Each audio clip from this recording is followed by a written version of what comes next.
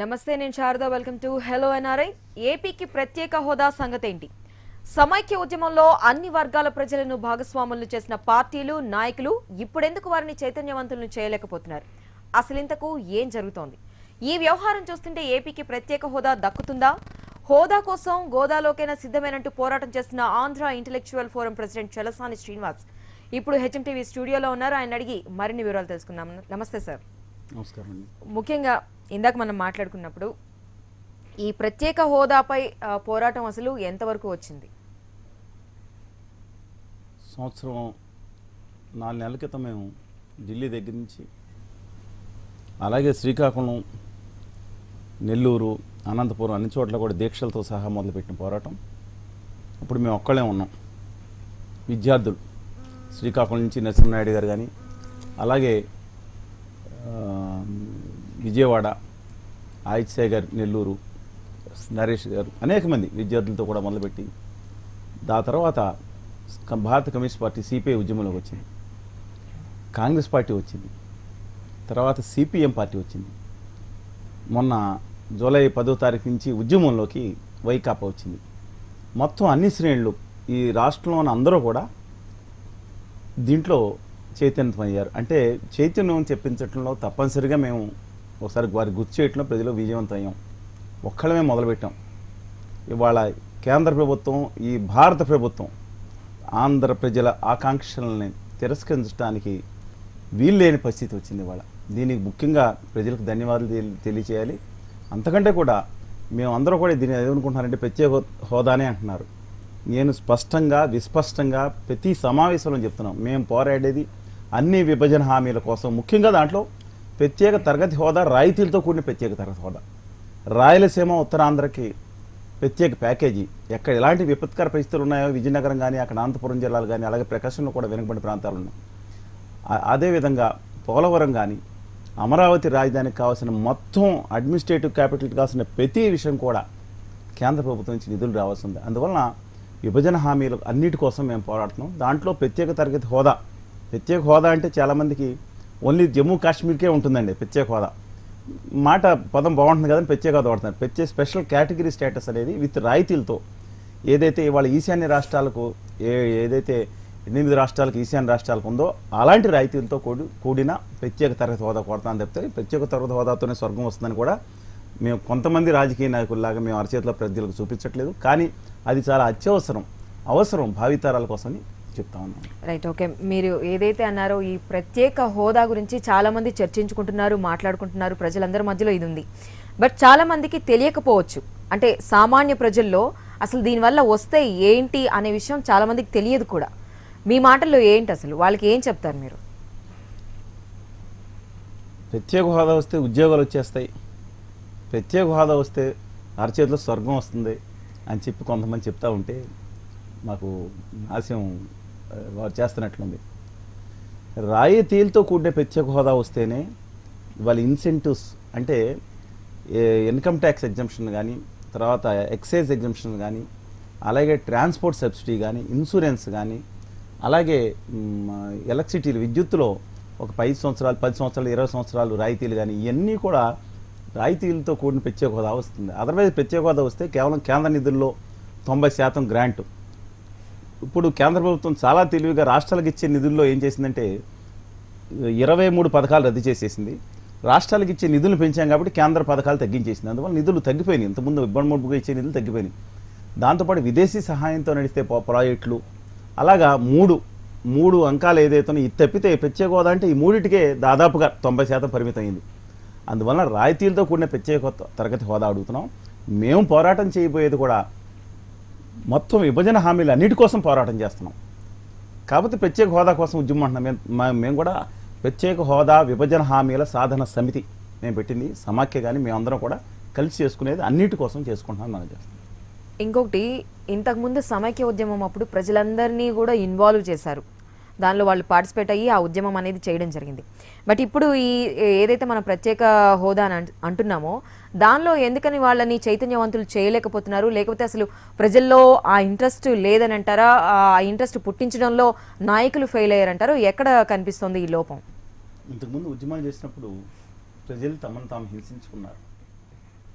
మా బాధ ఇది అని అక్కడ కేంద్ర ప్రభుత్వానికి నివేదించారు. బస్సులు ఆపుకున్నారు, రైళ్లు ఆపుకున్నారు, షాపులు కట్టేశారు, విద్యాసంస్థలు ఆపేశారు, ఆత్మత్యాగాలు చేసుకున్నారు, కరెంటు తీసేసుకున్నారు. కానీ మేము ఈసారి చెప్పాం, హింసలు మనం పడొద్దు, చాలా బాధలు పడుతున్నాం, పడాల్సిన హింసలు కేంద్ర ప్రభుత్వాన్ని పెడదాం, వాళ్ళకి ఫ్యూజ్ లాగేద్దాం, మనం ఫ్యూజ్ లాగేసుకుని కాదు, మన ఇళ్లలో ఒక మార్పు. రెండో విషయం, ఎందుకంటే ఆ రోజు ఉద్యమంలో ఉద్యోగస్తులు కానీ అన్ని సమాజంలో అన్ని వర్గాలు కూడా త్యాగాలు చేశారు. కానీ ఒక ఉద్యోగ నాయకుడు మోసం చేశాడు, కొంతమందితో కలిసి, అందరికీ తెలుసండి. ఇవాళ మాత్రం ఆబాల గోపాలం కూడా ఒక ప్రత్యేక హోదా వస్తుందంటే ఏదో ఒకటి వస్తుందని ఉంది.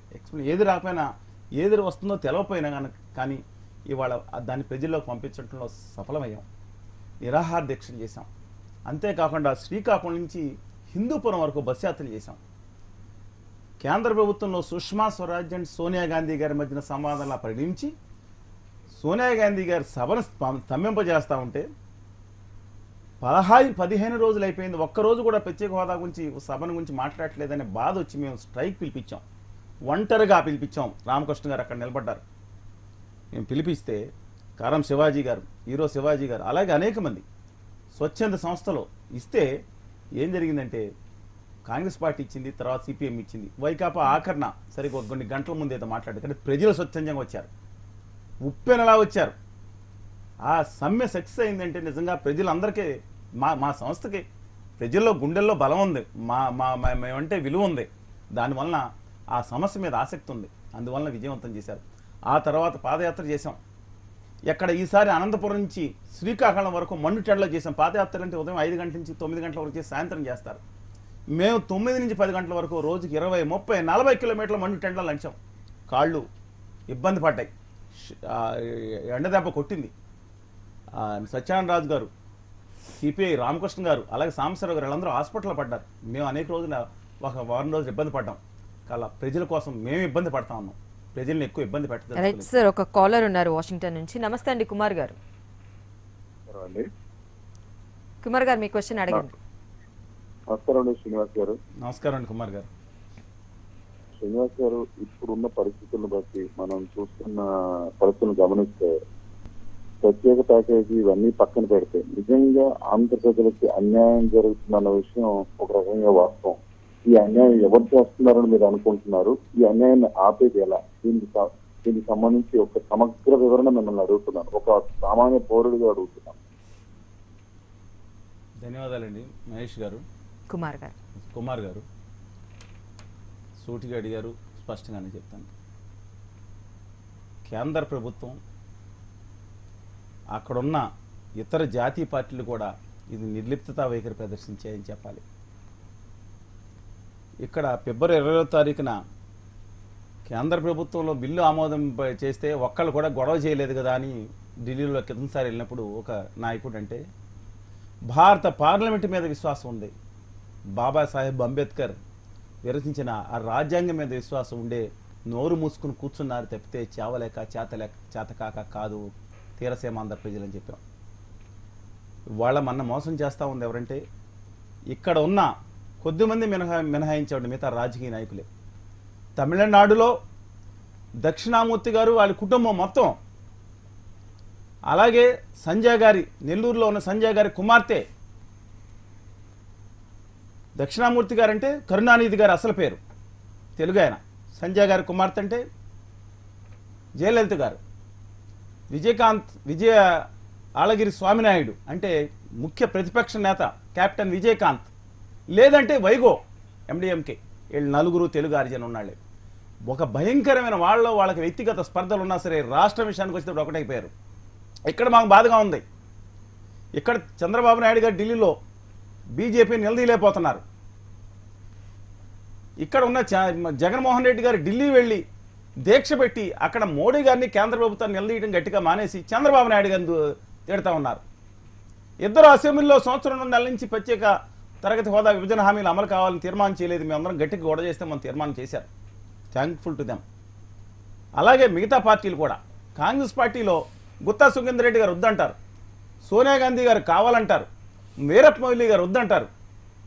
ఇక్కడ ఉద్యమం చేస్తున్నారు. ఇక్కడ నిజాయితీగా అక్కడ విష్ణు గారు కానీ లేదా అనేక మంది కానీ రఘువీరెడ్డి గారు మాట్లాడుతూ ఉద్యమిస్తున్నారు. మా బాధ ఏంటంటే ఇక్కడ రాజకీయ స్వార్థాలు ఎక్కువైపోయి ప్రజల కోసం ఉమ్మడిగా పోరాడటం తగ్గిపోయింది. అధికార పార్టీ ప్రతిపక్ష పార్టీలను కలిపి కట్టలేదు, ప్రతిపక్ష పార్టీ మిగతా రాజకీయ పక్షాలను కలిపి కట్టలేదు.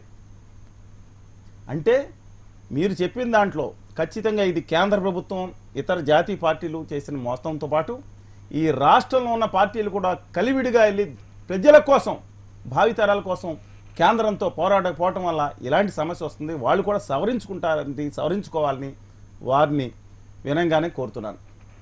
ఓకే అండి, కేంద్రం దగ్గరకు వెళ్ళి ఆల్రెడీ ఏపీ సీఎం చంద్రబాబు గారు చాలాసార్లు కలవడం జరిగింది. ఈ ప్రత్యేక హోదా గురించి మాట్లాడుతూనే ఉన్నారు, వెళ్తూనే ఉన్నారని చెప్పి మనం చాలాసార్లు న్యూస్లో వస్తూనే ఉంటుంది.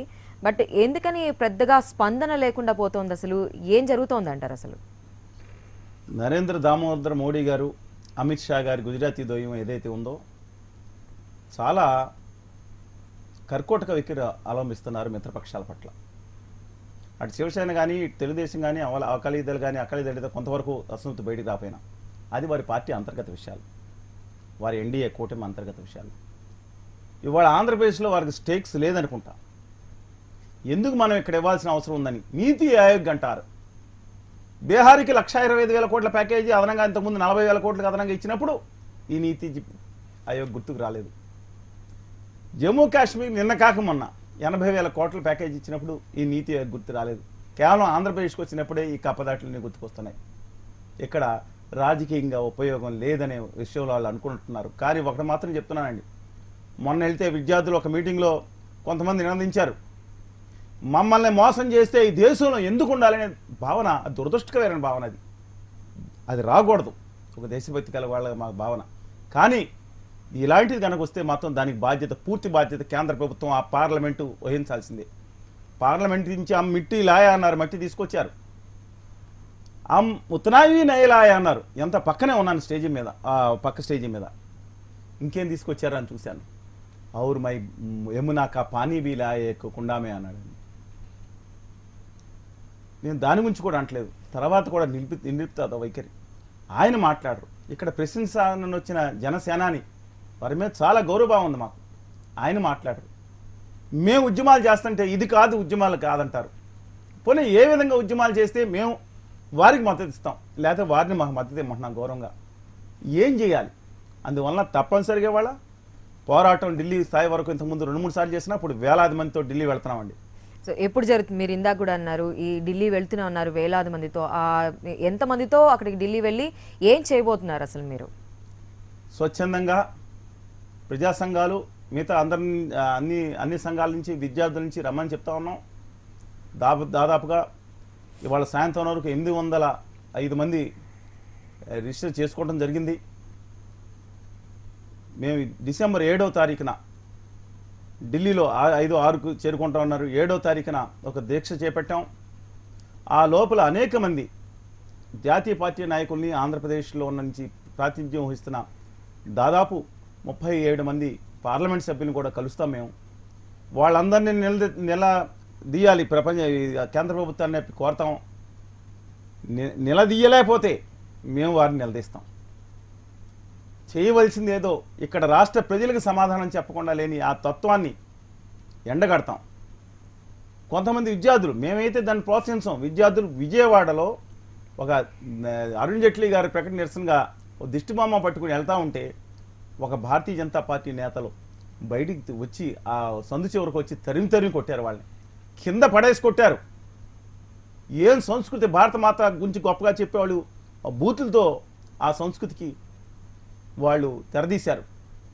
అంతే కూడా కాకుండా అందులో సరే విపుల్ పటేల్ గారు, ఎవరో దేశాయ్ గారు గుజరాత్ నుంచి వచ్చి అక్కడ స్థిరపడి ఉండొచ్చు. మేము ఎవరు అంత మాత్రాన స్థానికులు కొట్టాలని కాదండి, అదైపోయింది.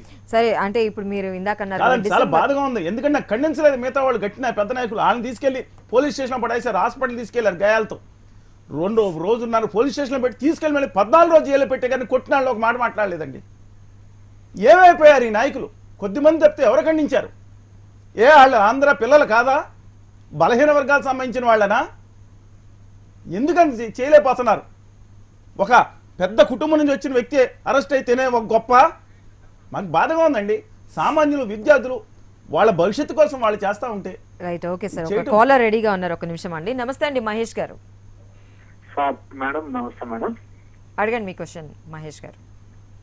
సార్ సార్ నమస్తే సార్. నమస్తే మహేష్ గారు. సార్ మరి ఇప్పుడు కేంద్ర మంత్రులు ఉన్నారు కదా సార్, అవునండి. కేంద్ర మంత్రుల్ని మన ఆంధ్రప్రదేశ్ లో ఉన్న వాళ్ళని కేంద్ర మంత్రుల్ని నిరాహార దీక్ష చేస్తే సరిపోద్ది అనుకుంటుంది కదా సార్. అంతేనా అండి? హలో, అంతేనా మహేష్ గారు? అదే చెప్పిద్దాం. కేంద్ర మంత్రులు ఉన్నారు కదా సార్ మనకి, అవునండి. వాళ్ళని గట్టిగా ఒత్తిడి పెట్టేస్తే అప్పుడు కేంద్రంకి ఎవరండి కొంచెం, కేంద్ర మంత్రులు ఎవరు మహేష్ గారు? మనకి సుజనా చౌదరి గారు కానీ లేకపోతే వెంకయ్యనాయుడు గారు కానీ.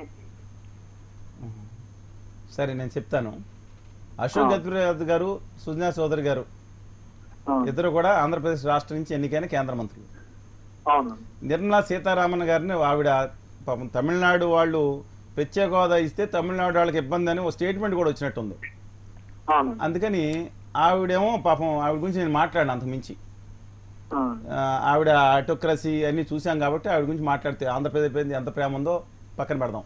ఇక వెంకయ్యనాయుడు గారు గవర్నీలు వారంటున్నారు నేను కర్ణాటక నుంచి ఎలక్ట్ అయిన పోనీ కదా అని ఇక్కడ అన్నా అని ఆయన అంటున్నారు. మీరంద కరెక్టు. ఎవరైతే ఈ ప్రాంతం నుంచి రిప్రజెంట్ చేసినా మేము ఈ ప్రాంత వాసులు అని చెప్తా ఉన్నా ఈ నలుగురు కేంద్ర మంత్రులతో మనం మీరు అన్నట్టు నిరాహార దీక్ష కాదండి, ఒక దీక్ష చేపిస్తే కనీసం వాళ్ళు కేంద్ర మంత్రులు కూడా సాధ్యం కాదు, కానీ మనం నిలదీయాలి. మేము నిలదీశాం. గౌరవనీయులు అశోక్ గజపతిరాజు గారిని, సుజనా చౌదరి గారిని ఆంధ్రప్రదేశ్ భవన్లో మార్చి 8వ తారీఖు అనుకుంటా మేము నిలదీశాం, అడ్డుకున్నాం, మాట్లాడాం, సమాధానం చెప్పాం. గౌరవంగా కొంత సమాధానం చెప్పారు. మేము గట్టిగా నిజాయితీతో పనిచేస్తున్నామని చెప్పారు. మళ్ళీ వెంకయ్యనాయుడు గారి దగ్గరికి వెళ్ళాం. వెంకయ్యనాయుడు గారితో మాట్లాడితే సమాధానం దాటవేయడానికి ప్రయత్నిస్తే ఆయన ఇంటి ముందే కూర్చున్నాం. సార్ మాకు సమాధానం చెప్పండి అని చెప్పాం, మాకు చెప్పి తీరాలని చెప్పాం. దశల వారీగా మా ఆందోళన చేసుకుంటే వెనక్కి ఏమాత్రం తగ్గట్లేదండి, దశల వారీగా చేస్తున్నాం. కాకపోతే గౌరవనీయంగా ఒక సభ్య సమాజం హర్షించే విధంగా మేము చేయాల్సిన సాధ్యమైన ప్రయత్నాలు చేస్తా ఉన్నాం. ఓకే, మీరు ఇందాక డిసెంబర్ 7న ఉద్యమం చేయబోతున్నాం ఢిల్లీలో అని చెప్తున్నారు కదా, దానికి ఎవరైనా పార్టీలు మద్దతు లభించిందా? ప్రజలు ఉద్యమకారులు కాకుండా ఎవరైనా వస్తున్నారా మీతో పాటు? మాతో పాటు భారత కమ్యూనిస్ట్ పార్టీ, సిపిఐ, సిపిఎం, అలాగే లోక్సత్తా వారితో మాట్లాడుతూ ఉన్నాం. అలాగే అక్కడ కాంగ్రెస్ నేతలు కానీ మిగతా అందరూ అన్ని పార్టీలు కూడా, తెలుగుదేశం పార్టీ వాళ్ళు కూడా అక్కడ రమ్మని ఆహ్వానిస్తాం దీక్షలు కానీ. ఎందుకంటే మేము చేసిన బంద్కి, మేము పాదయాత్రకి బంద్కి అయితే తెలుగుదేశం పార్టీ నాయకులు టీజీ వెంకటేష్ గారు కానీ మాజీ మంత్రిని కానీ వారు మద్దతు ఇచ్చారు. ఇంకా ఆశ్చర్యకరం, మా పాదయాత్ర జరుగుతున్న సందర్భంలో భారతీయ జనతా పార్టీ స్థానిక నేతలు వచ్చి మేము ఇక్కడ ఆంధ్ర వాళ్ళండి, మా ప్రజల మధ్య మాకు అపేక్ష ఉందండి అని చెప్పి మాట్లాడారు. అది మాకు కావాలి. ముందర ఇక్కడ ప్రజలకు అన్యాయం జరుగుతుంటే అక్కడ ఉన్న ఉత్తర భారతీయ నాయకుల యొక్క పాదపూజలు చేయటం కాదు, ప్రజల కోసం కొట్లాడాలి అనే దాన్ని వాళ్ళు నిరూపించారు. హ్యాట్సాఫ్. కొంతమంది అయితే వాళ్ళ వాచాలత్వాన్ని ప్రదర్శిస్తున్నారు, విద్యార్థుల మీద అవాకులు చవాకులు మాట్లాడుతూ ఉన్నారు. ఇది అసలు అవసరమే లేదన్నారు. జై హో మోడీ, జై హో అమిత్ షా గారు అని చెప్పి వాళ్ళకి పాదపూజ చేసుకునే కొంతమంది నాయకుల గురించి నేను మాట్లాడాను. వాళ్ళ పేర్లు కూడా అనవసరం ఇక్కడ. ఓకే, మీరు విద్యార్థుల గురించి మాట్లాడుతున్నారు కాబట్టి అసలు విద్యార్థుల్ని ఇలాంటి ఉద్యమాల్లో ఇన్వాల్వ్ చేయడం అనేది కరెక్ట్ అంటారా? అసలు ఎంతవరకు కరెక్ట్ అంటారు మీరు? నేనండి స్ట్రైకులు చేయడానికి కూడా వ్యక్తిగతంగా వ్యతిరేకం. మన ఇబ్బంది పెట్టుకోకూడదు. రెండో విషయం, విద్యార్థుల యొక్క విద్యా సంస్థను నేను 1972 ఉద్యమాలు చదివాను. 1972 నుంచి అక్టోబర్ 3వ తారీఖున ఏదైతే సుప్రీంకోర్టు జడ్జిమెంట్ వచ్చినప్పుడు హైదరాబాద్ ఎయిర్పోర్ట్లో పీవీ గారు మాట్లాడారు, 5వ తారీఖున ఉద్యోగులు మొదలైందో, 23వ తారీఖున భారీ మొదలైందో, 25 డిసెంబర్ 20వ తారీఖున కాకానిగా చనిపోయారు. విద్యార్థులు 5గురు ఆ రోజు రాత్రి కాల్పులకి చనిపోతే మిగతా అనేక మంది కూడా చనిపోయారు. అందువల్ల విద్యార్థుల యొక్క వాళ్ళ సంవత్సరం వేస్ట్ అయిపోయింది. తెలంగాణలో కూడా వేస్ట్ అయిపోయింది. తెలంగాణలో విద్యార్థులు 69లో సంవత్సరం విలువైన విద్యా సంవత్సరం కోల్పోయారు. అనేక మంది ప్రాణాలు కోల్పోయారు. ఇక్కడ 360 మంది కోల్పోయారు, అక్కడ 400 పోయారు విద్యులు చెప్తా ఉన్నారు. ఈ నేపథ్యంలో విద్యార్థులకు తమ భవిష్యత్తును కోల్పోకూడదు. చదువుతూ పోరాడు. అంబేద్కర్ ఎవరిని అంటే చదువుతూ పోరాడు అనేది బాగుంది, అసలు అది సాధ్యమా చెప్పండి? మేము రేపు ఢిల్లీ వచ్చే దాంట్లో విద్యార్థులు చెప్పాం, మీరు 2-3 రోజులు సెలవు పెట్టుకుని రాత్రి అక్కడ చదువుకునే పద్ధతిలో రండి. అవసరం వచ్చేవాళ్ళు ఆసక్తి ఉన్న వాళ్ళు రండి. మేము ఎవరినే బలవంతం చేయట్లేదు, ఎవరినే బలవంతం చేయం. ఆసక్తి ఉన్న వాళ్ళు మాత్రమే రండి అని చెప్తా ఉన్నాం. రెండో విషయం ఏంటంటే, విద్యా సంస్థల యొక్క మూత వేయాలని ఒక పార్టీలు ప్రపోజ్ చేసినప్పుడు కూడా మేము వ్యతిరేకించాం. అత్యవసర పరిస్థితుల్లో తప్ప. కేంద్రానికి ఆ రోజు కూడా బంద్ ఎందుకు పిలిపించామంటే మేమే ఇంకో వైకాపా పిలిపించిందండి అక్కడ అసెంబ్లీ సమావేశాల ముందు చంద్రబాబు నాయుడు గారు నిలదీయటం. మా ఉద్దేశం అక్కడ కేంద్ర ప్రభుత్వాన్ని నిలదీయాలి, రాష్ట్ర ప్రభుత్వాన్ని నిలదీయాలి. పార్లమెంటు సమావేశాలు నడుస్తుండగా ఎవరూ మాట్లాడట్లేదే. అక్కడ పార్లమెంటు స్తంభింప చేస్తున్నారు. సోనియా గాంధీ గారు స్పందింప చేస్తున్నారు పార్లమెంట్ని. ఆవిడేదో సుష్మా స్వరాజ్ గారు ఏదో చేశారని, ఏదో ఫ్రాన్స్లో ఎవరినో ఇప్పించారని ఐపీసీఎల్ దానికి, లలిత్ మోడీ గారు దాంట్లో. వారికి బళ్ళారిలో వీరు ఆ పాత గొడవలు చూసుకుంటారు. ఒక్కరోజు కూడా ఆంధ్రప్రదేశ్ గురించి స్తంభింప చేయలేదు, ఒక్కరోజు మాట్లాడట్లేదు గట్టిగానే. బాధ వచ్చింది. దేశానికి తెలియాలని చెప్పి మేము సమ్మె పిలిపించాం. కానీ దురదృష్టవశాత్తు ఏదంటే అందరూ సహకరించారు, మీడియా మాత్రం కొంత మీడియా మాత్రం సహకరించలేదు. వాళ్ళకే విజ్ఞతకు వదిలేస్తున్నాం. అయితే ఈ ఉద్యమంలో ఈ స్పెషల్ స్టేటస్ కోసం మీరు ఏదైతే ఉద్యమం చేస్తున్నారో, లేకపోతే రేపు డిసెంబర్ 7వ తారీఖు మీరు ఢిల్లీలో చేయాలనుకుంటున్నారో, దానికి పవన్ కళ్యాణ్ ఆయన జనసేన అనే అధ్యక్షుడు అక్కడికి వచ్చి ఏమన్నా చేయగలిగితే బాగుంటుంది అనుకుంటారా? లేకపోతే అసలు ఇక్కడైనా కానీ ఉద్యమంలో పాల్పంచుకుంటే అసలు ఏమైనా జరుగుతుందని అనుకుంటారా మీరు? మేము మొన్న ఉద్యమ చలో ఢిల్లీ గోడ పత్రికని విడుదల చేసినప్పుడు ఆ సిస్టమ్ ఏంటో చెప్పండి, మేము మద్దతు ఇస్తాం, లేదంటే మా ఉద్యమానికి మీరు మద్దతు ఇవ్వండి అని అడిగాం. ఇప్పుడు మీరు అడిగారు కాబట్టి రేపు ఉదయం ఆ ధర్నాకి రమ్మని చెప్పి ఆహ్వానాన్ని పంపించడానికి ప్రయత్నిస్తాం. బహిరంగంగా ఇప్పుడు వారు ఎవరన్నా చూస్తూ ఉంటే వారిని కూడా ఇదే ఆహ్వానంగా స్వీకరించమనండి. మేము కూడా వారిని ఎవరిని కాంటాక్ట్ చేయాలో తెలుసుకుని వారిని కూడా ఢిల్లీకి మేము ఆహ్వానిస్తాం. ఓకే, తప్పనిసరి. ఎందుకంటే ఎవరి మీద కోపం లేదండి, మాకేం వ్యక్తిగత కదాలు ఈ రాష్ట్రంలో ఎవరికీ లేవు. కాకపోతే ఉద్యమానికి ద్రోహం చేశారు. ఆ రోజు సమైక్య ఉద్యమాన్ని మాకు ఇవాళ కేసీఆర్ గారి మీద కూడా లేదండి. కేసీఆర్ గారు ఆందోళనని తూలనాడారు, అది బాధ మాకు. ఆయన ఉద్యమాన్ని చేసుకున్నారు, కొన్ని అవస్థలు చెప్పుకుంటూ ఆ ఉద్యమానికి లాగుతుంది. కానీ మాకు ఉద్యమాన్ని అక్కడ ద్రోహం చేసిన ఉద్యోగ నాయకుడు కానీ ఇవాళ రాష్ట్రంలో ప్రభుత్వానికి తప్పుదారి పట్టిస్తున్న సలహాదారుడు కానీ ఒకళ్ళిద్దరితో రాష్ట్రాన్ని అన్యాయం చేశారని బాధం తప్పితే మిగతా ఎవరితో కూడా ఈ ప్రపంచంలో ఎవరితో కూడా తగ్గులేదండి. Right, okay. ఒక కాలర్ రెడీగా ఉన్నారండి. నమస్తే అండి, మనోహర్ గారు. నమస్కారం అండి. నమస్కారం మనోహర్ గారు. నమస్కారం శ్రీనివాస్ గారు. చెప్పండి. నేను మనోహర్ రెడ్డి అండి. నేను మీతో లాస్ట్ టైం అంటే ఒక 3 సంవత్సరాల క్రితం 4 సంవత్సరాల క్రితం తెలంగాణ చేస్తున్నప్పుడు మాట్లాడాను. కానీ నేను ఒకటే మిమ్మల్ని అడిగేది ఏమంటే, అప్పుడు తెలంగాణ ఉద్యమం జరిగినప్పుడు వాళ్ళందరినీ కొడుతుంటే అప్పుడేమో మీరేమి అనలేదు. ఇప్పుడేమో అక్కడ ఢిల్లీలో ఎవరు వాళ్ళని కొట్టారు, వాళ్ళు ఏం చేయలేదని అంటున్నారు అని నేను అడుగుతున్నాను. అంతే, మిమ్మల్ని ఏమో క్రిటిసైజ్ చేసినట్టు కాక. కనుక ఎప్పుడే కానీ ఒక రకమైన ఐడియానే ఉండాలండి. అప్పుడేమో మీరు ఏం అనలేదు. మీరు లైన్లో ఉండండి. ఎందుకంటే నేనేం కోరాను, సమైక్య ఉద్యమం చేశానా, ఏం చేశాను మీకు తెలిసినంత వరకు ఏమైనా తెలుసా నా గురించి? ఏదైనా అప్పుడు టీవీలో ఒక రోజు మాట్లాడారా? నేను ఏం కోరాను, ఎవరితో మాట్లాడాను మీకు తెలుసా? మీరు అప్పుడప్పుడు ఇక్కడ మీ ఆపేక్ష ఇక్కడ ఏదో ప్రాంతానికి చాలా సంతోషం, ఈ తెలంగాణ ప్రాంతం మీద ఉన్న దానికి చాలా సంతోషం, భారత మాత మీద ఉన్న సంతోషం. అసలు నేను ఏం ఉద్యమం చేశాను 2000 నుంచో మీకు తెలుసా ఆ విషయం? నాకు తెలిసింది ఏమి లేదండి. నేను అడిగేది ఒకటే ప్రశ్న. నేను చెప్తున్నా, కొండా లక్ష్మణ్ బాపూజీ గారితో సభ కలిసి ఉన్నాం. రాష్ట్రం మేము 2007 నుంచి ఏం చెప్పామంటే రాష్ట్రం మీకు చెప్తాను వినండి ఒకసారి. 2007 నుంచి రాష్ట్రం విడిపోయినా పర్వాలేదు, హైదరాబాదు నీటిపారుదల, విద్యార్థులకి ఉపాధి ఉద్యోగాల విషయం పరిష్కరించండి అని కూడా చెప్పాం. జయశంకర్ గారు చనిపోయినప్పుడు ఆయన దగ్గర మేమున్నాం, కేసీఆర్ గారు లేరు, మేమున్నాం. అలాగే బాలకా సుమాన్ని కొట్టినప్పుడు 17 దెబ్బలకు పడిన ఒంటి మీద. అంటే మీరు ప్రతిదీ చూడలేరు కదా, మేము ఖండించేది పత్రికా ప్రసార మాధ్యమాలు అంటే మీకు తెలియదు కాబట్టి. ఏదో అడుగుతున్నారు, అడగండి మనోహర్ గారు, మీ క్వశ్చన్ అడగండి. నేను అడిగేది ఏమిటంటే, మేము ఖండించామండి, నేను ఖండించాను. మీకు తెలవకపోతే నేను చేసి తెలియదు లేదు, నేను ఖండించాను. మీరు చూడకపోతే నేను చింతిస్తున్నాను, అంతకుమించి. నేను మిమ్మల్ని తప్పుపట్టడం లేదు. ఓకే, మీరు ప్రశ్న అడగండి. నేను ఖండించానని చెప్పాను, అనేక విషయాలు చెప్పాను. ఇంకా ప్రశ్న ఉంటే అడగండి మనోహర్ రెడ్డి గారు. అదేనండి, నా ప్రశ్న ఏమిటి, అప్పుడు స్టూడెంట్ కొట్టేది చేసినప్పుడు మీరేమో ఏమి అనలేదు. అనలేదని అనకూడదు, మీరు వినలేదు, మీరు వినలేదు. అనలేదని ఎలా అంటారు? మీరు వినలేదు. నేను ఖండించాను. ఎక్కడ కూడా ఏ పిల్లల్ని, ఇక్కడ కాదు అక్కడ అనంతపూర్లో కొట్టినప్పుడు కూడా ఖండించాం. విద్యార్థులు ఉద్యమంలో వచ్చినప్పుడు వాళ్ళకి గౌరవంగా చూసుకోవాల్సిన బాధ్యత ఉంటుంది. 17 దెబ్బలు పడిన ఆ రోజు బాలసుబ్రహ్మణ్యం వాళ్ళ ఎంపీ అయ్యాడు. ఆ రోజు ఖండించాం, దుర్మార్గం అన్నాం. అది సరైన విధానం కాదని చెప్పాం. రైట్, ఓకే అండి. ఇంకో కాలర్ కూడా రెడీగా ఉన్నారు. నమస్తే అండి, ప్రదీప్ గారు. ప్రదీప్ గారు మాట్లాడుతున్నారా? మాట్లాడుతున్నాం మేడం. చెప్పండి ప్రదీప్ గారు. తలసాని శ్రీనివాస్ గారు చెప్పండి సార్. నేను ఇక్కడ మస్కట్లో ఉంటున్నాను సార్. చెప్పండి. నాది కరీంనగర్ సార్. నా యాక్చువల్గా చెప్పండి. మా మొదటి నుంచి మేము కాంగ్రెస్ అభిమానులము. ఫస్ట్ సోనియా మేడంకి చాలా థ్యాంక్స్ సార్, మాకు తెలంగాణ ప్రకటించినందుకు. ఇప్పుడు మీరు చేస్తున్న స్పెషల్ స్టేటస్ ఉద్యమానికి కూడా మా తెలంగాణ వాళ్ళందరం సపోర్ట్ చేస్తున్నాం సార్. తప్పకుండా మీరు ఏదైతే ఒక ఉద్యమాన్ని ముందు తీసుకెళ్తున్నారో మీరు సక్సెస్ఫుల్ గా కావాలని, మళ్ళీ కాంగ్రెస్ పార్టీ డిగ్నిటీ టోటల్ గా కంట్రీ వైడ్ రావాలని మనస్ఫూర్తిగా కోరుకుంటున్నాం సార్. స్టూడెంట్ సపోర్ట్ మీకు ఎప్పుడు ఉంటుంది టోటల్ గా. ధన్యవాదాలండి. మనస్ఫూర్తిగా మీరు చెప్పిన రెండో విషయాన్ని మనస్ఫూర్తిగా అభినందిస్తున్నాను. ఏ ప్రాంతంలో ఒకే తెలుగు తల్లి కన్న బిడ్డలో మనకు బయట విషయం వచ్చినప్పుడు ఎలాంటి ఆత్మీయత అనురాగాలతో పాటు ఒకరికొకరు తోడుగా ఉండాల్సిన భావన మీరు విశ్వవ్యాప్తమైన భావనలో మీరు పాలు పంచుకున్నందుకు ధన్యవాదాలు తెలియజేస్తున్నాం.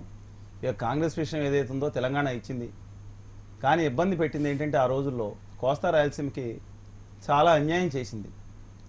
మిగతా పార్టీలు ఇచ్చినా సరే ఒక తండ్రిలా నిర్ణయం తీసుకోవాల్సిన, ఒక తల్లి తండ్రిలా నిర్ణయం తీసుకోవాల్సిన ఆస్తులు పంచేటప్పుడు దాంట్లో మాత్రం కాంగ్రెస్ పార్టీ సోనియా మైనో గాంధీ గారు చాలా ఇబ్బందికరమైన ప్రవర్తనతో ఆవిడ శాసించడం వల్ల అనేక సార్లు ఇబ్బందులు వచ్చినాయని చెప్పి మేము వాళ్ళకి భావిస్తా ఉన్నాం.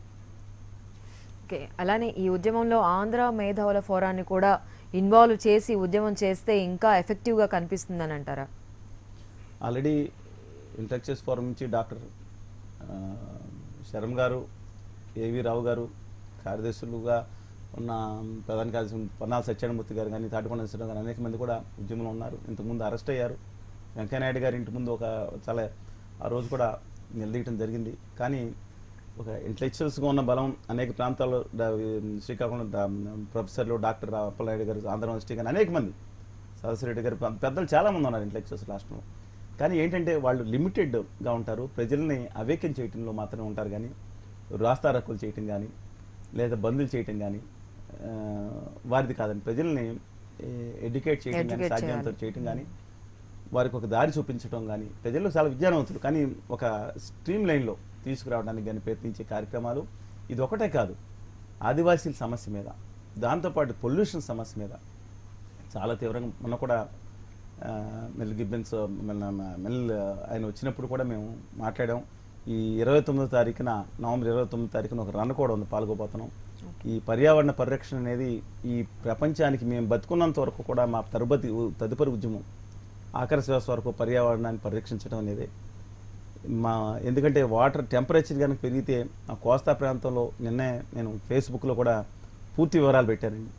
ఎన్ని చదరపు కిలోమీటర్లు కాకినాడతో సహా, పొన్నూరుతో సహా, ఈస్ట్ గోదావరి, వెస్ట్ గోదావరి, గుంటూరు, అలాగే ప్రకాశం నెల్లూరు అనేక జిల్లాల్లో ప్రాంతాలు ముందుకుపోయే అవకాశం ఉంది. కాలుష్యకారకమైన పరిశ్రమలకి మంచి పరిశ్రమ ఆస్తున్నాం, దాని మీద కూడా పోరాటం చేయాల్సి ఉంది. అలాగే మిగతా అన్నీ కూడా ఈ సమాజంలో జరుగుతున్న మిగతా రుగ్మతలు కానీ, హుదూద్ తుఫాన్ వచ్చినప్పుడు మేము ఇంటలెక్చువల్ ఫోరం తరఫున అలాగే విద్యార్థులు కూడా వచ్చి దాదాపు 20 మంది కరెంట్ లేని పరిస్థితులు రాత్రింబోళ్ళు ₹1 మేము ప్రభుత్వ సహాయం తీసుకోలేదని సొంత డబ్బులండి వేసుకుని అక్కడ రాత్రింబోళ్ళు అరకులోయలో, తర్వాత పాడేరు, చింతపల్లి ఆ గ్రామాల్లో కూర్చుని క్యాంప్ ఆర్గనైజ్ చేసాం. మెడికల్ క్యాంప్స్ మేము ప్రచారం కోసం చేయాలి, మీ ఎవరికీ కూడా తెలియదు. అన్ని రోజుల పాటు అక్కడి వారికి ఉచిత వైద్యం అందించాం ప్రభుత్వ సహాయం లేకుండా. అలాంటివి చేస్తూ ఉంటాం. కానీ ఏంటంటే ప్రజల్లో ఒక్కటే బాధ అండి, కులం, మతం, ఉప ప్రాంతం, విద్వేషం. ఇది గనక పోకపోతే నేను అనుకుంటున్నాను ప్రత్యేక హోదా ఎన్ని ప్రత్యేక హోదాలు ఇచ్చినా ఉపయోగం లేదండి. ప్రజల్లో తమ పోరాటానికి ఆ కసితో, పట్టుదలతో వాళ్ళు దెబ్బతిన్నామనే కసి ఉంది అక్కడ, ఆ పట్టుదల ఉంది. దాన్ని స్ట్రీమ్ లైన్ చేద్దామని మేము చూస్తూ ఉంటే మీరు అంది కరెక్టే, బానే ఉంది. అంటే మీరు చెప్తుంది ప్రజల్లోనే ఉందంటారా? ఈ కులం, మతం, ప్రాంతం ఏదైతే మీరు అంటున్నారో అవన్నీ ప్రజల్లో ఉన్నాయంటారా? లేకపోతే రాజకీయ నాయకులు కావాలని చెప్పి ఏవైతే ఈ కులాలు, మతాల గురించి వాళ్ళని రెచ్చగొడుతున్నారు, అది ఇన్వాల్వ్ చేస్తున్నారు మిగిలిన విషయాల్లో అని అనిపించట్లేదా మీకు? తెలంగాణ ఉద్యమం జరిగినప్పుడు అనేక ఇబ్బందులు వచ్చిన ప్రజల్లో చాలామంది, 90% మంది ఏం పట్టించుకోలే. శ్రీకృష్ణదేవరాయ యూనివర్సిటీకి అనంతపురం వెళ్ళినప్పుడు కూడా, అంటే మిగతా నేను కంపేర్ చేయటం మిగతా యూనివర్సిటీ, అక్కడ ఒక ఉప్పొంగే ఒక ఆవేశం కనపడింది. మిగతాన్ని పక్కన పెట్టారు. ఇవాళ రాజకీయ పార్టీలు దాంట్లో ఉపరాజకీయ పార్టీలు, దాంట్లో వర్గాలు కులాలుగా ప్రజల్ని, నేను ఒకళ్ళ అన్నీ కాపోవచ్చు, వాళ్ళని రెచ్చగొట్టే విధానంతో కొంతమంది నాయకులు వ్యవహరిస్తూ ఉన్నారు. తమ స్వార్థాల కోసం ఈ కులం మీద, మళ్ళీ మతం మీద, ఉప ప్రాంతాల మీద, ఒక ప్రాంతంలో పుట్టిన వాళ్ళు ఎవరో, ఒక కులంలో పుట్టిన వాళ్ళు ఎవరో, ఒక మతంలో పుట్టిన వాళ్ళు ఎవరో కూడా దుర్మార్గులు ఉండరు, అందరూ మంచి వాళ్ళు ఉండరు. అది సమాచారం. అది కాదని చెప్పి ఒక ప్రాంతంలో పుట్టిన వాళ్ళు రాక్షసులు అంటాం, లేదా ఒక మతంలో పుట్టిన వాళ్ళందరూ, ఎక్కడో ఒక మతంలో ఉన్నవాళ్ళు ఏదో దారుణ కాండ చేస్తే మిగతా మతం వాళ్ళందరినీ రెస్పాన్సిబుల్ చేయటం. బాబ్రీ మసీద్ చేస్తే హిందూ మూక అని చెప్పి హిందూ మాబ్ అని బీబీసీ పెడితే నేను 7 సార్లు ఈమెయిల్స్ ఇచ్చాను. ఇవాళ ఫ్రాన్స్లో ఒక ముస్లిం మతంలో ఉన్న తీవ్రవాదులు చేస్తే ముస్లింలు చేశారు. ముస్లింలు అందరూ చేయరు. ముస్లింలో మంచివాళ్ళు ఉంటారు, చెడ్డవాళ్ళు ఉంటారు, హిందువుల్లో ఉంటారు, క్రిస్టియన్స్ ఉంటారు, జూదుల్లో ఉంటారు, సిక్కుల్లో ఉంటారు, బహాయి మతంలో ఉంటారు, ఈ షింటోయిజం ఫాలో అయ్యే వాళ్ళు ఉంటారు, హేతువాదుల్లో కూడా దుర్మార్గులు మంచి వాళ్ళు ఉంటారు. అందువల్ల ఒక దాన్ని ఘాటుని కట్టకూడదు. సమాజంలో మేము ఒకటే చెప్తున్నాం, అన్నిటికన్నా ప్రత్యేక హోదా వస్తుంది, మంచిది, రాకపోతుంది. పట్టుదల ఖచ్చితంగా ఏకమైతే కనుక సాధించుకోవచ్చు. జపాన్కి ప్రత్యేక హోదా లేదండి. 1945లో చిన్నాభిన్నం చేసేశారు. అనేక అవమానకరమైన కండిషన్స్లో ఉంది. సహజ వనరులు లేవు. ఇంకా ఆంధ్రప్రదేశ్కి సహజ వనరులు ఉన్నాయి. కసి ఉంది, పట్టుదల ఉంది, స్ట్రీమ్ లైన్ ఉంది, మంచి డైరెక్షన్ ఉంది. ఒక అధికార పార్టీ తప్పు చేస్తే గట్టిగా విమర్శిస్తాం. అంత మాత్రాన వాళ్ళు మా మీద వ్యతిరేకంగా కొంతమంది నాయకులు ఇస్తూ ఉంటారు. మంచి చేస్తే హర్షిస్తూ ఉంటాం. అలాగే ప్రతిపక్ష పార్టీ ఎందుకని పాజిటివ్గా తీసుకోరకుంటూ అర్థం కాదండి వాళ్ళు. ఇంకోటి, ఇప్పుడు మీరు చెప్పినట్టు ఈ కులాలు మతాలు అని అంటున్నారు కదా, ఈ ప్రాంతాలకు సంబంధించి కూడా ఉప ప్రాంతం కావాలని చెప్పి, వేరే ఇంకో ఏదో కావాలని చెప్పి ఆ ఉద్యమాలు కూడా లేవబోయినాయి, కానీ మళ్ళీ కామ్గా ఉన్నాయి. అసలు దీనికి సంబంధించి ఏమంటారు? అంటే ముక్కలు అయిపోతుంది కదా ఇక్కడ దేశం అనేది. ఆంధ్రప్రదేశ్లోనే రాయలసీమ ప్రత్యేక రాష్ట్రం కావాలి ఉద్యమం మొదలైనంతవరకు సరే, ఎప్పుడు నేను ఒక ఉద్యమాన్ని తప్పుపట్టాల్సిన పని లేదండి కొంతమంది. కానీ ఉద్యమ నాయకత్వం వహిస్తున్న కొంతమంది వ్యక్తులు ఇదే ఛానల్స్లో, ఇదే హెచ్ఎం టీవీలో కూడా నేను చూశాను. విడిపోయే ముందల రాయలసీమకి నికర జలాలు కావాలి, ముందల అది పరిష్కరించండి అన్నాను. అక్కడ హ్యాట్సాప్ టు అనంత వెంకటరామరెడ్డి గారు. ఆయన చాలా పాజిటివ్ పర్సనాలిటీ.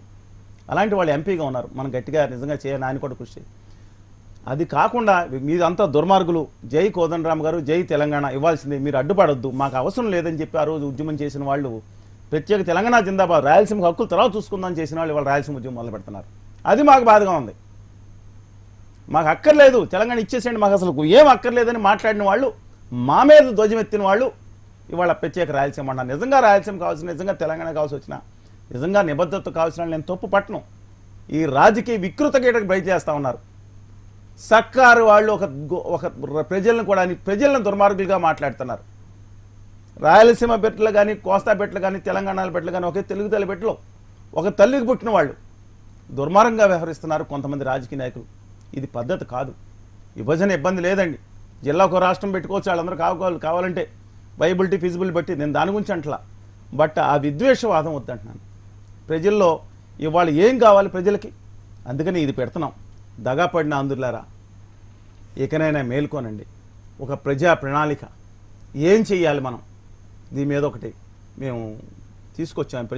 మొత్తం శ్రీకాకుళం నుంచి అనంతపురం వరకు ఇదంతా పంచిపెట్టి వాళ్ళు కాదండి, గత 1.5 yearగా మేము చేస్తూ ఉన్నాం. కానీ ఒకటి, ఇవాళ ప్రత్యేక తరగతి హోదా మీరు ఏదైతే ప్రశ్న అడుగుతున్నారో దాంతోపాటు అక్కడ ముఖ్యంగా కావాల్సిన అమరావతి పట్టణం, మేము విభజన హామీల్లో అమరావతి అంటే సార్ ఒక కాలర్ ఉన్నారు, ఆయనతో మాట్లాడదామని. నమస్తే అండి రాజా గారు. నమస్కారం మేడం. నమస్కారం సార్. సార్ రాజా గారు నమస్కారం. మీరు ఎన్నో సార్లు పోరాటం చేశారు ఎన్నో విధాలుగా. మాకు ఎట్లా అంటే మీది ఎజెండా ఏంటిది, ఫోకస్ ఏంటంటే మీరు మల్టిపుల్ గా ఎంటర్ అవుతారు. సో అక్కడ ఏమైతుందంటే మీరు అసలు ప్రజల కొరకు ఎన్నో విధాలుగా పోరాడుతున్నారని అర్థమైంది మాకు. సో మాకు బాధ ఏంటంటే సార్, మీరు ఉత్తరాంధ్ర రైట్. సో మీరు ఆలోచించండి సార్, ఇప్పుడు నెల్లూరు, కృష్ణా, గుంటూరు ఈ 3 జిల్లాలు వాటర్ ప్లెంటీ. ఇన్ ఏసియాలోనే one of the best water resource. So sir అయితే మరి ఇప్పుడు ఆ జిల్లాల్లో నాలెడ్జ్ పెరిగింది, వాళ్ళకు డబ్బు పెరిగింది, ఆ తర్వాత వాళ్ళకు దాన గుణం కూడా ఉంది, చాలా బాగుంది, మంచి మనుషులు. బట్ అదే విధంగా అది ఆశ పెరిగి ఈ రోజు ఎంత కడిగిపోయిందంటే పంట పొలాలు కూడా వాళ్ళు తాకట్టు పెట్టి వాళ్ళు రాజధాని కట్టుకొని వాళ్ళు ఎట్లా అంటే సార్, అసలు అక్కడ రాజధాని కట్టొద్దు అని చెప్పినాక కూడా 2009లోనే బ్రోకర్లు మొత్తం అంతా కలిసి దాన్ని రాజధానిగా డిక్లేర్ చేసుకున్నారు. అప్పుడే ఎవరు చెప్పలే, అప్పుడు ఇంకా తెలంగాణ కూడా కాలే. కానీ బ్రోకర్ల రాజధాని అయిపోయింది సార్. అది బ్రోకర్లు డిసైడ్ చేసిండ్రు దాన్ని. అంటే ఎంత కరెంట్ శాసిస్తారో చూడండి సార్, వాళ్ళ డబ్బు నాలెడ్జ్ అది విపరీతానికి పోతుంది. సో మీరు ఆలోచించండి సార్, ఉత్తరాంధ్రలో ఏ ఒక్క మినిస్టర్ అయినా మీ మీ మినిస్టర్లు ఉన్నారా లోకల్ వాళ్ళు? వీళ్ళ పెత్తనం అక్కడ అనంతపూర్లో పోతే బాలకృష్ణ ఎన్టీఆర్ వాళ్ళే పోతారు మళ్ళా. అంటే చూడండి మీరు, వీళ్ళ పెత్తనం ఎక్కడ దాకా పోతుంది అంటే డబ్బు అంత స్ప్రెడ్ అవుతుంది. అలా బాలకృష్ణ అక్కడికి ఏం పని సార్? పోనీ అక్కడ క్యాన్సర్ హాస్పిటల్ కడతా అంటే కట్టలేట, మళ్ళీ విజయవాడలో పెడతాడు, హైదరాబాద్లో పెట్టింది కదా. అట్లనే సార్ వీళ్ళు చూడండి ఎట్లనే పనులన్నీ. మీరే వేకప్ కావాలి సార్, వేకప్ టైం వచ్చింది మీకు. మీ ఓన్ లోకల్ లీడర్లను పెట్టుకోండి, మీతో తరిమేయండి అక్కడ నుంచి. Thank you. ఒకటండి, నాది ఉత్తరాంధ్ర కాదు, అలాగే మీరు చెప్తున్న కృష్ణా గుంటూరు దక్షిణాంధ్ర కూడా కాదు. ఏంటంటే ఇప్పుడు మీరు చెప్పింది ఒక తెలంగాణ నుంచి ఒక ఆ ప్రాంతం పట్ల ఆపేక్ష ఉన్న వ్యక్తిగా మీరు మాట్లాడారు, చాలా సంతోషం. అక్కడ నెల్లూరులో వాటర్ ప్లెంటీ అనేది కూడా నెల్లూరుకి రావాల్సింది వాటర్ కూడా రావాల్సిందండి, పెన్నా నది నుంచి రావాల్సిందే. దాంట్లో డైవర్షన్ చేశారు, తుంగభద్ర నుంచి కానీ కృష్ణా నుంచి కానీ అక్కడికి రావాల్సిందే. అందువల్ల ప్లెంటీ అని నేను అనుకోను. గుంటూరులో కూడా మెట్ట ప్రాంతాలు ఉన్నాయి, వాళ్ళ నాగార్జున సాగర్ నీళ్ళు లేని పరిస్థితుల్లో దాదాపుగా మెట్ట ప్రాంతం అంతా ఎండిపోయి ఉంది. ప్రతి జిల్లాలోనూ అలాగే గోదావరి జిల్లాలో ఇవాళ నీరు కొంత లభ్యమవుతుంది, కానీ పైన ప్రాజెక్టు కంటే లభ్యమవుతుంది. ప్రతి జిల్లాలో కూడా ఒకటి గుర్తు ఉంచుకు, ఉత్తరాంధ్ర మీరు అందరూ కరెక్టు, ఉత్తరాంధ్ర విజయనగరం అత్యంత వెనుకబడిపోయి ఉంది, కానీ రాజకీయ నాయకులు వెనుకబడి లేదండి. అనంతపురం వెనుకబడిపోయి ఉంది, రాజకీయ నాయకులు వెనుకబడి లేదు. కర్నూలు వెనుకబడి ఉంది, కొన్ని ప్రాంతాలు రాజకీయ నాయకులు కోట్లకి, వందల కోట్లకి, లక్షలకు, వేల కోట్లకి పడగెత్తున్నా అన్నారు. తెలంగాణలో కూడా అంతే, తెలంగాణలో కూడా అదే పరిస్థితి నడుస్తూ ఉంది మీరు చెప్పింది ప్రకారం. ఇక్కడ క్యాపిటల్ ఇక్కడ పెట్టుకున్నప్పుడు మీరు చూశారు ఇవాళ 24,000 కోట్లతో ఇవాళ ఏ విధంగా ఇక్కడ చేస్తున్నారో. రైతుల ఆత్మహత్యలు ఎన్ని జరుగుతున్నాయి, వందల ఆత్మహత్యలు జరుగుతూ ఉన్నాయి, వేలలోకి సంఖ్యలోకి చేరుతూ ఉంది. ఎందుకు పట్టించుకోవట్లేదు? కోస్తా రాయలసీమ ప్రాంతాల్లో కూడా ఆత్మహత్యలు జరుగుతున్నాయి. అనంతపురంలో ఆత్మహత్యలు జరిగిన దాంట్లో దాదాపు 40% కేవలం అనంతపురం జిల్లాలో జరిగింది. మేము వెళ్ళొచ్చాం, అక్కడ ఆత్మహత్యలు జరిగిన రూపాన్ని పరామర్శించాం. అనేది ఒకటి మాత్రం సిద్ధమండి, ఒక ప్రాంతంలో ఉన్నవాళ్ళు, ఒక నెల్లూరులో ఉన్నవాళ్ళు బాగా ప్లెంటీ, వాళ్ళకి ఆశ పెరిగిపోయింది అని నేను అదే ఇంతకుముందే చెప్పాను. ఒక ప్రాంతంలో ఉన్నవాళ్ళు, ఒక జిల్లాలో ఉన్నవాళ్ళు, ఒక మతంలో ఉన్నవాళ్ళు, కులం ఉన్నారో దుర్మార్గులు ఉండరు అలా భావించడం, అలా భావిస్తే మనమే దుర్మార్గులు. ఇంకోటి కూడా అన్నారు, అంటే గుంటూరు డిస్ట్రిక్ట్ ఆ ఏరియాలో ఆల్రెడీ అక్కడ కాకపోయినా అసలు 2009లోనే తెలంగాణ రాకముందే అదొక రాజధానిగా వాళ్ళు అక్కడ దళారీలు చేసేసారు అనే మాట కూడా ఆయన అన్నారు. ఒకటండి, అక్కడ రాజధాని వచ్చేస్తుందని చెప్పి దాన్ని పెంచడం జరిగింది ఆల్రెడీ. అంటే కొన్ని ఫ్యాక్ట్స్ మాట్లాడిన దాంట్లో మనం తప్పు పట్టాల్సిన పని లేదు. కానీ ఏంటంటే అక్కడ రైతులు వాళ్ళు దుర్మార్గంగా ఇచ్చారు, అది చాలా తప్పండి, తాకట్టు పెట్టిన. అక్కడ ఉన్న 52,000 ఎకరాలు నిజంగా మేము అంత అవసరం లేదని చెప్పాం మొట్టమొదట, మేము కానీ వడ్డీ శోభనేశ్వరరావు గారు కానీ మిగతా వాళ్ళు కానీ ఏం జరిగిందంటే రైతులు ముందుకు వచ్చి దాదాపు 30,000 ఎకరాలు ముందుకు ఇచ్చారు. పైగా అది ఒక మొత్తం 3 పంటల బండి 6 పంటల బండి భూమని ఒక అవాస్తవమైన ప్రచారం చేశారు. దాంట్లో 3,000 ఎకరాలు subject correction, intensive cropping, semi intensive ఇంకో 3,000 ఎకరాలు, మిగతా అంతా మెట్ట పంటలు. అక్కడ పరిమి దగ్గర నుంచి పక్కన అంతా ఉన్న అనేక ఆ ప్రాంతాలను కూడా మెట్ట పంటలు, నీళ్లు కూడా పడిన పంటలు, పొగాకు పత్తి వేసుకుంటున్నారు. కానీ కేవలం పెనుమాక ఉండవల్లి ఏదైతే ఉన్నాయో కొన్ని వెంకటపాలెం కానీ కొన్ని ఉత్తరంటరాయపాలెం ఈ నదికి పక్కనున్న ప్రాంతాలు, ఆ జరీబు భూములు ఏదైతే ఉన్నాయో కొన్ని వేల ఎకరాలు నిజమైంది.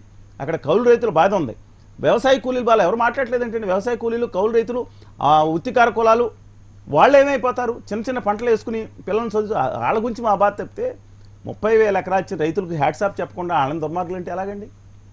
వాళ్ళు అక్కడ ఇచ్చారు, పంట పండే ముందు కాదు. ఈ రాష్ట్రంలో లోయెస్ట్ తక్కువ పంట పండింది అక్కడ 40 లక్షల టన్నులు అయితే, ఈ 29 గ్రామాల నుంచి వచ్చిన లోయెస్ట్ ఒకరోజు వచ్చిన పంట 5,000 టన్నులు అండి. ఆహార పంట, ఆహార ధాన్యాలు ఏం వస్తుంది? అక్కడ ఉన్న నీళ్లు కనుక కృష్ణా గోదావరి పెన్నా డెల్టాకి సరైన సమయానికి నీళ్ళు ఇస్తే 6 లక్షల టన్నులు ఆహార ధాన్యాలు పెరుగుతాయి. ఇక్కడ ఉండేది చాలా తక్కువ, less than 10,000. That doesn't make any difference. ఒకటి మాత్రం ఆంధ్ర రాష్ట్ర ప్రభుత్వం పారదర్శకంగా చేయట్లేదనేది మా బాధ. రాజధాని అక్కడ సమ్మతిస్తున్నాం, మేము రాజమండ్రి కావాలనుకుంటాం, కానీ రాజమండ్రి కావాలంటే రాయలసీమ ఒప్పుకోలేదు. ఆ రోజు కృష్ణానది దిగువన అన్నారు, వాళ్ళకి కావాలన్నారు, లేదంటే దోనకొండ కానీ మిగతా చోట్లకి అన్నారు. అందువల్ల అయ్యింది. అందువల్ల ఆ ఒక ప్రాంతం మీదో లేదంటే రాయలసీమ మీదో తెలంగాణలో ఉన్న 2 జిల్లాలు బాగా డెవలప్ అయిపోయి వరంగల్, కరీంనగర్ అని చెప్పి మిగతా జిల్లాన్ని అపాసం చేయడానికి ఇది మంచిది కాదండి ఎక్కడా కూడా. మేము మాత్రం కాదు, ఒకటే రాష్ట్ర ప్రభుత్వం సరైన వైఖరి అవలంబించట్లేదు, ఏకపక్షంగా వెళ్తుంది. కేంద్ర ప్రభుత్వం ఇచ్చిన విభజన హామీలు సాధించండి, దాని ప్రకారం రాజధాని కట్టుకోవచ్చు, అడ్మినిస్ట్రేటివ్ క్యాపిటల్, దీన్ని నిలదీయలేరు, సింగపూర్ అంటున్నారు. దాని మీద అభ్యంతరాలు ఉన్నాయి. అది క్యాపిటలిస్టిక్ వ్యవస్థ చేసేస్తారు, సామాన్యులు ఉండటానికి వీలు లేకుండా చేస్తారని మా భయం. పారదర్శకంగా చేయమన్నాం. సింగపూర్లో కొన్ని సబ్సిడైజ్డ్ హౌసింగ్ ఉన్నాయండి, మేము స్కీమ్ స్టడీ చేసి వచ్చాను. ఈ దేశంలో ఈ రాష్ట్రంలో బహుశా అదర్ దాన్ సింగపూర్ రిపోర్ట్ ఇచ్చింది మేమేనండి. పెద్దలు విద్యులు రిటైర్డ్ ఐఏఎస్ అధికారులు కానీ మిగతా అత్యంత అనుభవం ఉన్న శాలలతో కలిపి ఒక రిపోర్ట్ తయారు చేసి ఈ రాష్ట్రంలో అమరావతి మీద ఏ విధంగా ఉండాలి, ప్రజా రాజధాని కింద తెలుగు వాళ్ళ సంస్కృతి మేము చెప్పాం, కోట్లింగాల సంస్కృతి కూడా ఉండాలి తెలంగాణలో, తెలుగు వాళ్ళకి కాణాచిగా ఉండాలి అది అని చెప్పాం. మధుర తంజావూరు దగ్గర నుంచి ఆ రోజు సరస్వతి మహల్ దగ్గర నుంచి కూడా తీసుకొచ్చి పెట్టాలను. అక్కడ మేము ఆ విధంగా ప్రజా రాజధానిగా మధ్యతరగతి ఉండే వాళ్ళకి కోరాం. అందువల్ల ఎనీవే ఆ రాజధాని క్లోజ్ చాప్టర్ అది అక్కడ ఉంటుంది, దాన్ని ఇప్పుడు వివాదాస్పద చేయడం మంచిది కాదు. రైట్, ఓకే అండి. ఒక కాలర్ రెడీగా ఉన్నారు మస్కట్ నుంచి. నమస్తే అండి వెంకటేశ్వరరావు గారు. నమస్తే అండి, తెలుసు శ్రీనివాస్ గారు. నమస్తే అండి వెంకటేశ్వరరావు గారు, చెప్పండి సార్. ఏం చేస్తారు మీరు ఇందాక మాట్లాడినప్పుడు ఒకటి చెప్పారు, మీడియా సహకరించలేదు అన్నారు. ఎందుకు సహకరించలేదు మీడియా అంటే మామూలుగా అడుగుతాను. నాకు నన్ను అడగాల్సిన క్వశ్చన్ కాదండి. నేను ఎందుకన్నానంటే మేము పాదయాత్ర చేసిన అవతల కొన్ని అనేక విషయాల్లో వచ్చిన మేము ఢిల్లీ వెళ్ళినా అన్ని మీడియా అనట్లేదు, ఒక మీడియా మాత్రం కొన్ని మీడియాలు మాత్రం సహకరించలేదు. ఎందుకని నేను చెప్పలేదు. With due respects, I don't want make any negative comments on them, please carry on. Bandh చేసినప్పుడు అంటే ఏదైనా రీజన్ తెలియదు లేకపోతే బ్యాక్ అని నేనేం మాట్లాడాను. ఎందుకంటే ప్రత్యేక తరగతి హోదా అనేది కొంతమందికి ఇష్టం ఉండకపోవచ్చు, మరి కొంతమందికి ఏంటంటే మేము ఒకటే మాట్లాడుతాం. ఎందుకని చంద్రబాబు నాయుడు గారు, ఎవరు జగన్మోహన్ రెడ్డి గారు కేంద్ర ప్రభుత్వాన్ని ఎందుకు నిలదీయట్లేదు, వీళ్ళిద్దరికీ ఎందుకంటే భయం. మోడీ గారిని చూస్తే ఎందుకు డెంగ్యూ ఫీవర్ వచ్చినట్టు ప్లేట్లెట్ కౌంట్ పోయినట్టు భయపడతారు, ప్రజలు ఇస్తారండి ప్లేట్లెట్ కౌంట్ అని చెప్పాం. అందువలన వాళ్ళని ఇష్టపడే ఎవరన్నా కొంతమంది ఆపి ఉండొచ్చు. అంతకుమించి ఎక్కువ కామెంట్ చేయడం కూడా భావ్యం కాదు. ఎందుకంటే I'm having due respect to the అక్కడ ఉన్న పాత్రికేయులందరికీ కూడా అంటే నాకు చాలా గౌరవం ఉంది. ఏమైనా ఒత్తిడులు ఉంటాయో నాకు తెలియదండి. ఓకే, మీరు ఇందాక మనం అమరావతి రాజధాని గురించి మాట్లాడుకుంటున్నాం. అయితే ఆ రాజధాని అభివృద్ధి అసలు ఎలా ఉండబోతోంది అంటారు మీరు? రాజధాని కోర్ క్యాపిటల్ ఏదైతే ఉందో చూసామండి, చక్కటి ప్రణాళిక ఉంది. ఆ కోర్ క్యాపిటల్ అది ఎలా కట్టాలంటే ఆంధ్రుల చరిత్ర సంస్కృతి అక్కడ ప్రతిబింబించాలి, ఆధునికతకి తావిచ్చేటట్టు ఉండాలి. మొన్న చూశాను జీవం లేని బిల్డింగ్లు కనపడ్డాయి. అంటే జీవం అంటే మిగతా మన గాంధార శిల్పకళ చాలా ఫేమస్, కానీ అమరావతి శిల్పకళ చాలా గొప్పది. జీవం ఉట్టిపడేది ఉంటుందంటారు అమరావతి శిల్పకళ. పెయింటింగ్స్లో రాజా రవివర్మ ఏదైతే ఫేమసో ఈ భారతదేశంలోనే, అమరావతి శిల్పకళ ప్రపంచంలోనే గొప్పది. ఎందుకంటే New York pavilion, London pavilion, Delhi కానీ కలకత్తా కానీ చెన్నై కానీ పక్కన పెడదాం, మొత్తం సౌత్ ఈస్ట్ ఏషియాలో ఇవాళ అంకోర్ వాట్ టెంపుల్ కానీ నేను అనేక శాసనాలు పరిశీలించాను అక్కడ. అలాగే మన ఈ ప్రపంచంలో అతిపెద్ద హిందూ దేవాలయం అంకోర్ వాట్, రెండో అతిపెద్ద హిందూ దేవాలయం ప్రాంబణం కాంప్లెక్స్, 254 దేవాలయాలు ఉన్నాయి. దాంట్లో 45.72 మీటర్లు ఎత్తుందండి. ఇండోనేషియాలో ఉంది. అందువల్ల ప్రాంబణం కాంప్లెక్స్ బోరంబడు దగ్గరగా ఉంటుంది ఆ ఊరికి. అనేక చోట్ల శిల్పకళలు ఫిలిప్పీన్స్లో దొరికిన చిన్నవి కానీ అలాగే మన కంబోడియాలో కానీ వియత్నాంలో ఉన్న పాత్ర కళలన్నీ ఇక్కడి నుంచి వెళ్ళినాయి. అలాగే లిపి, పురాతన లిపి, వేంగి లిపి, ఏలూరు దగ్గర ఉన్న పెదవేగిలో ఉన్న వేంగి లిపి శాలంకాయని వెళ్ళటం వల్ల దాదాపు 5 నుంచి 6 దేశాలకు మాతృభాషలో వాళ్ళకి లిపినిచ్చింది. తర్వాత దాన్ని వెళ్ళి పల్లవ లిపి అని తర్వాత మార్చాను, వేంగి లిపి. అది తెలుగు వాళ్ళ పురాతన లిపి, 6 దేశాలకు మాతృభాషను ఇచ్చింది. అలాంటి అద్భుతమైన చరిత్ర గల తెలుగు వాళ్ళు, నేను తెలుగు వాళ్ళు అంటున్నానండి. ఇవాళ ఎవరన్నా కానివ్వండి, నేను మై రెస్పెక్ట్. వాళ్ళ ఆదిలాబాద్ నుంచి అక్కడ షోలాపూర్లో ఉన్నవాళ్ళు, బరంపురంలో ఉన్నవాళ్ళు, అవతల తంజావూరులో ఉన్నవాళ్ళు, బళ్ళారిలో ఉన్నవాళ్ళు, చెన్నపట్నం ఉన్నవాళ్ళు, దామర్ల చెన్నప్పనాయుడు ఇక్కడి నుంచి వెళ్ళానే, అక్కడికి వెళ్ళి చిత్తూరు వెళ్ళాడు, అక్కడి నుంచి ఆ దామర్ల చెన్నప్పనాయుడు గారు అక్కడ. బెంగళూరు కెంపా గారు తెలుగు బలిజ కుటుంబం అని చెప్తా ఉన్నారు. బెంగళూరు నగర నిర్మాత, గౌడ అనేది బిరుదుగా ఉంటుంది. సరే, ఇంత గొప్ప మన ఖ్యాతి గల వాళ్ళం, నరాలు ఉప్పొంగుతూ ఉంటాయి మన యొక్క శక్తిని తలుచుకుంటే. అక్కడ వియత్నాంని పరిపాలించాం. శ్రీలంక రాజు ఉన్నాడండి, మిస్టర్ విజయ్ రాజే సింగే అనేది పేరు అక్బర్ లాగా.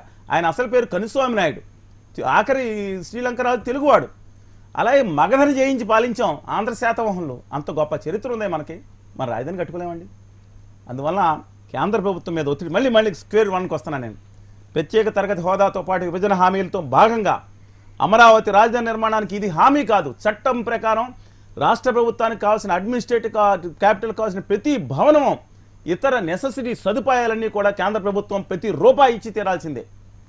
ఇది ఈ భారతదేశ ప్రభుత్వం అక్కడ మేము నిలబడి దాన్ని గుర్తించాలంటే ఇచ్చి తీరాల్సిందే ఆ భారత ప్రభుత్వాన్ని.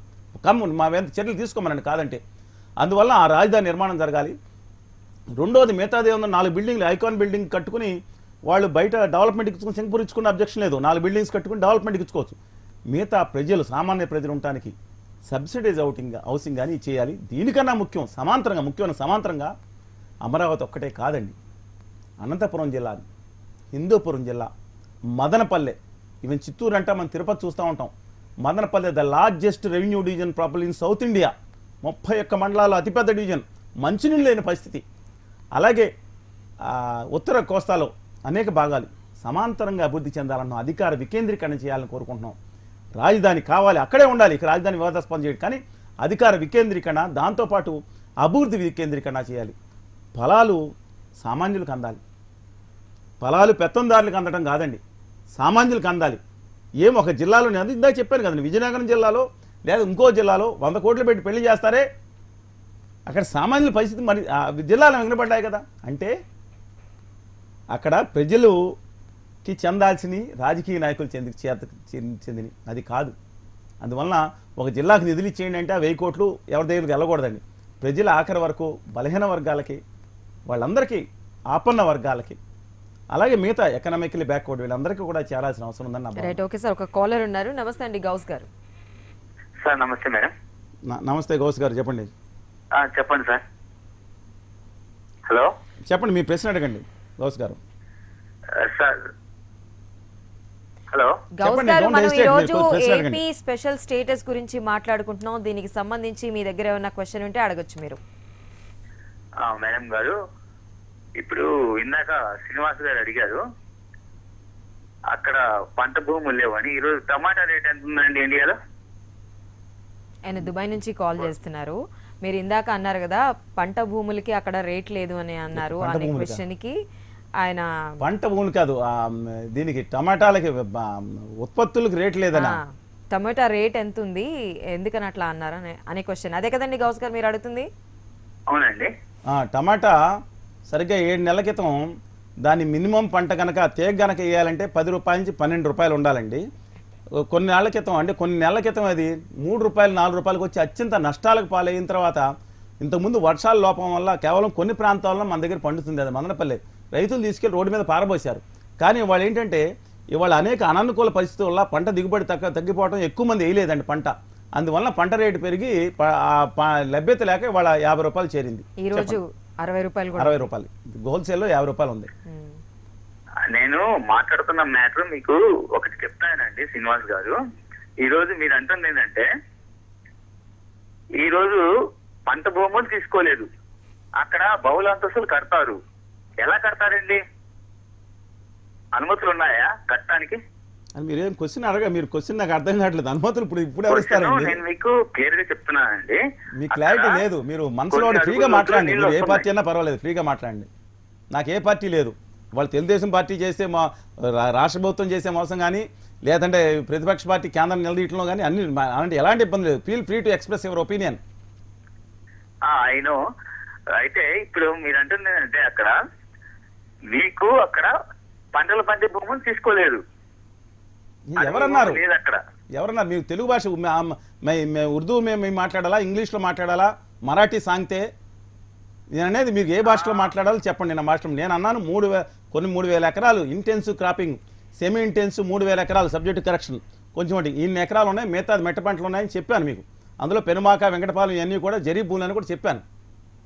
మరి శివరామకృష్ణ కమిటీని ఎందుకు తీసుకోలేదు? నోటిఫికేషన్ ఎందుకు చేయలేదు? మీరు నాతో క్వశ్చన్ చేస్తారా, నాతో సంవాదం చేస్తారా?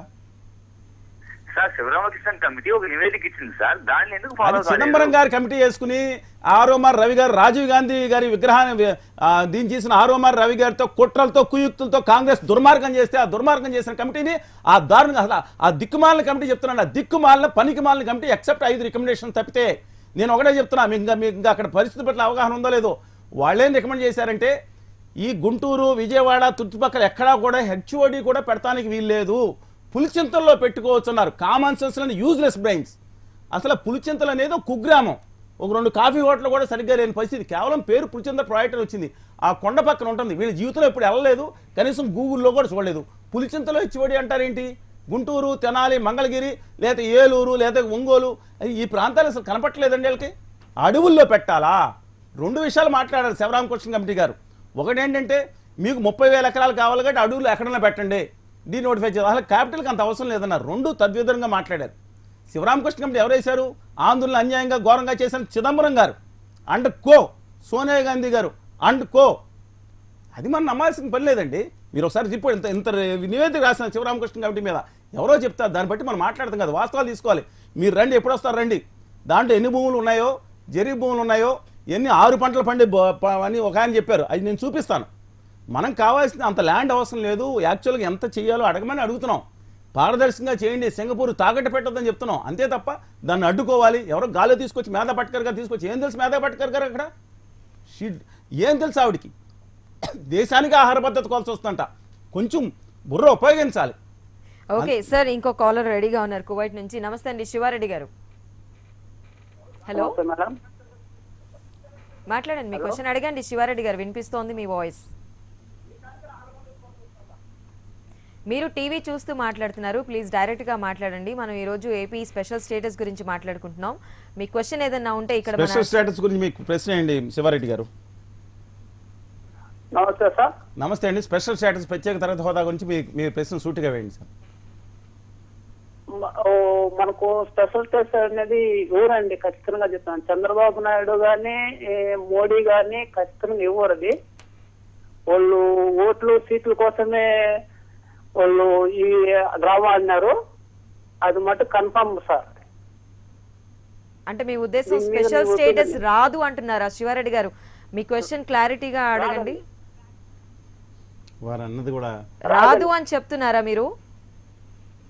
ఖచ్చితంగా రాదు మేడం.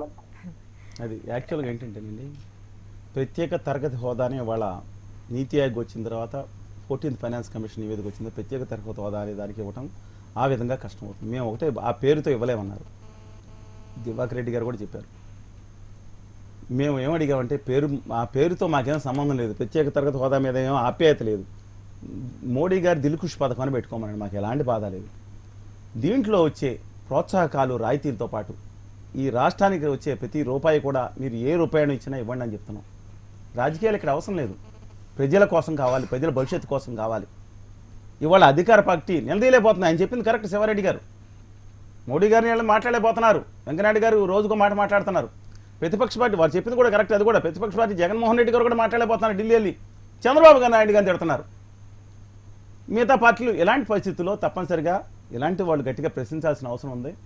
ఒకటి కూడా అండి, మేము ఒకటే చెప్తున్నాం, ప్రత్యేక తరగతి హోదాకి కనుక అభ్యంతరం ఉంటుంటే దాంట్లో వచ్చే రాయితీలతో పాటు దాంట్లో వచ్చే ఏదైతే మాకు గ్రాంట్స్ వస్తాయో 100% వేరే పేరు పెట్టుకుని ఇవ్వండి.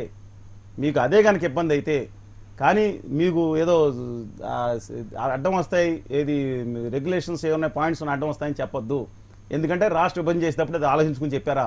భారత పార్లమెంటు మీద నమ్మకం ఉండాలంటే ఖచ్చితంగా మాకు వచ్చే ఆశ్వాసనల ప్రకారం ప్రతిదీ ఇవ్వాల్సిందే.